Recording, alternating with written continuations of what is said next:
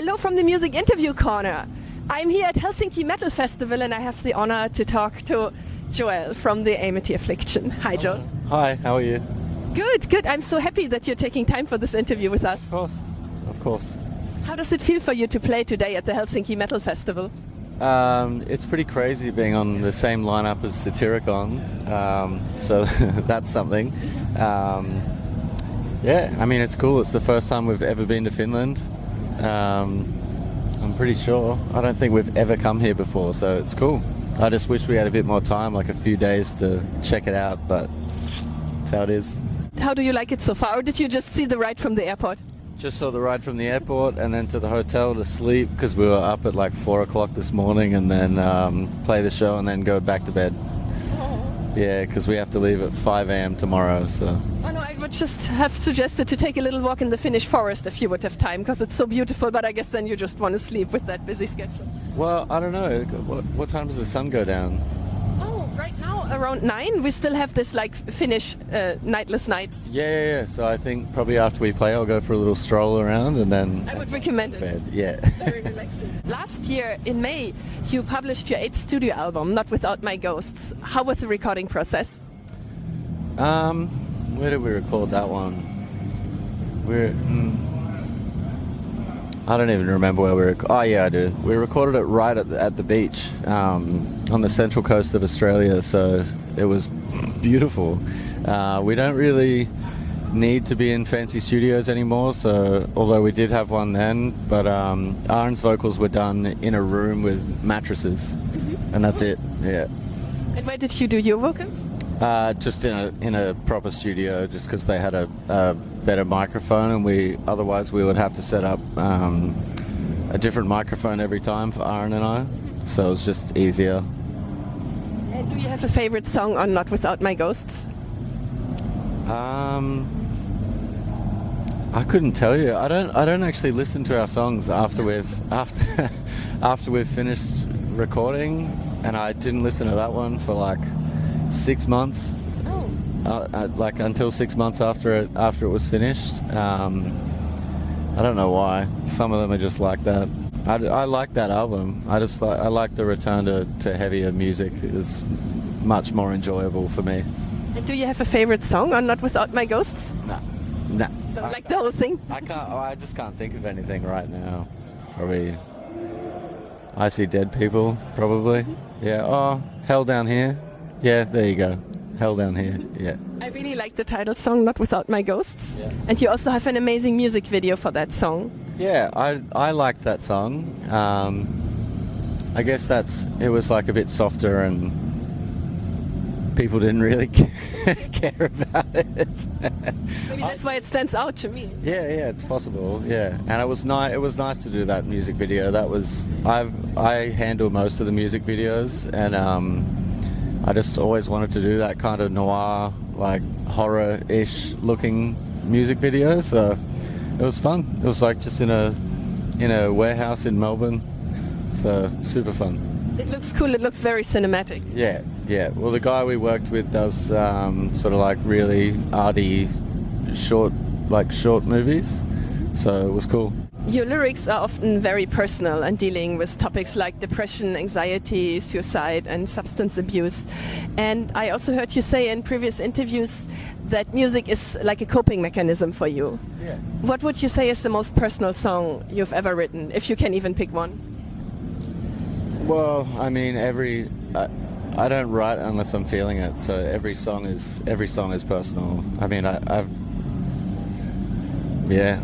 always written like that. I mean, the further we get on, probably the more personal they get, because it's getting stripped away and stripped away and stripped away. But I've got bipolar 2, and I've had mental illness since I was a teenager, so it's not something that goes away. So it translates for me into songwriting or into lyric writing rather, and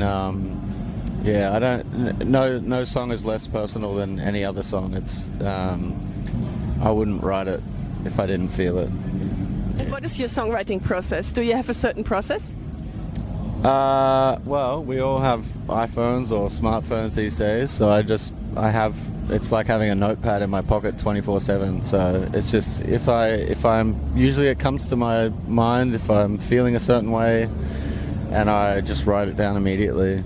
And usually it just comes out in one go, and that's it. And then I don't look at it again. I don't read the lyrics again until they're completely recorded at all. So I write them, and then when it's album time, I'll email all of them in one go without reading them. So I have like 6 or 7 years of lyrics on my phone. So there would be hundreds of songs on there, and I just find wherever the last album ended, and I send everything above it. So usually like 20, 30 songs. Wow, it's like a creative treasure chest.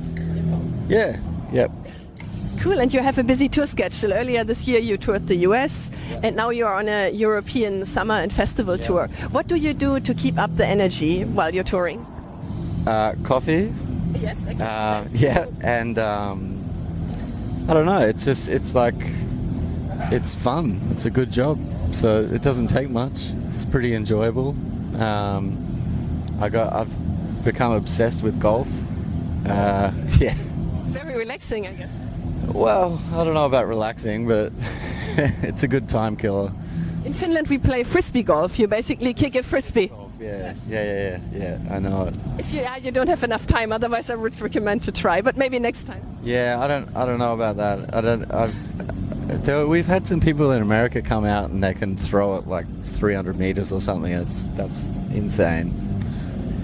And you also play a lot of shows in Germany, and I'm originally from Germany. Yeah. Would you say that the German audience is different from the audience in other countries? For sure. I mean, it feels like the center of whatever your base of European touring comes from Germany, and I don't know why. It's obviously a cultural thing. I know in Scandinavia the music is a bit more extreme, and we've had, it's been hit and miss for us in Scandinavia, but we're giving it another crack because it's fucking beautiful, and I'd like to come more. But yeah, I'm not sure why. It has to be a cultural thing because other countries seem to be slightly different or take a bit more work. But I mean, we've been touring Europe since 2009, so yeah, I don't know. Germany fucking rules. Yeah, the German fans will love to hear that. My favorite question that I like to ask every band: what's the craziest thing you and your bandmates have ever done on tour? That you're comfortable sharing and without going to prison and stuff like that?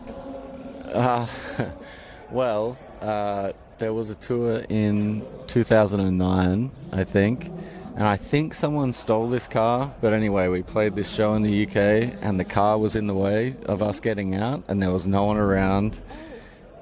The car was open, and we were next to like a canal. It's on the D's Nuts DVD actually, and we pushed the car out of the way and into the canal. Oh wow! Yeah. Rockstar, not throwing TVs out of windows, but better pushing a car into a canal. That's better. Pushing a car into the canal, yeah. I mean, we were much younger. I would never do that now. But maybe you saved this guy a really bad parking ticket. I think we probably helped him get a better insurance claim on his stolen car, or his or her, whatever. In 2015, you filmed a documentary about your band, or like you released it on YouTube in 2015. Seems like forever. Yeah. How was it for you to film this documentary? That was a weird one because it came out and I stopped drinking almost immediately after it. So it was a completely different. I mean, I'm different now. I guess when it came out, I was sort of similar, but dealing with, getting off alcohol and sobriety and everything that entails. And I don't know. I didn't really watch it past. I don't know. Because I'm involved in the process. Like I see the editing and I see it all come together. By the time it comes out, I'm finished with it, and so I don't watch it. So I've never watched it. But I heard a lot of your fans really enjoyed watching it. Well, that's good. That's the aim. That's the goal.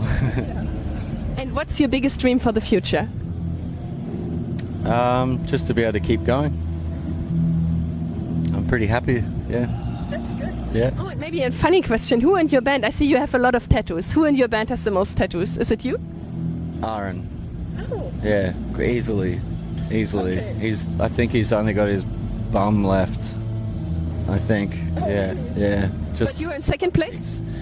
I don't know. I don't. Yeah. Maybe. I guess so. Yep. Looks amazing. Is there any tattoo where you can share a special story?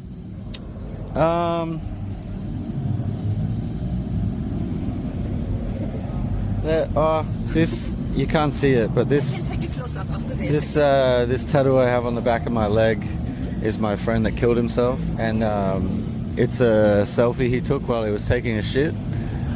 And so now every time I'm on the toilet, I see my friend taking a shit. Great way to cope with the situation, I guess. Well, he was a really funny person, so He looks nice. yeah, he was beautiful. Thank you so much. And would you like to say something to your fans? Thank you for having us, and thank you for sharing our music and listening and connecting and singing back to us. It really means the world. Well, thank you so much, Joel, for the nice interview. Yeah, thank you very much. And goodbye from the Music Interview Corner. Bye-bye.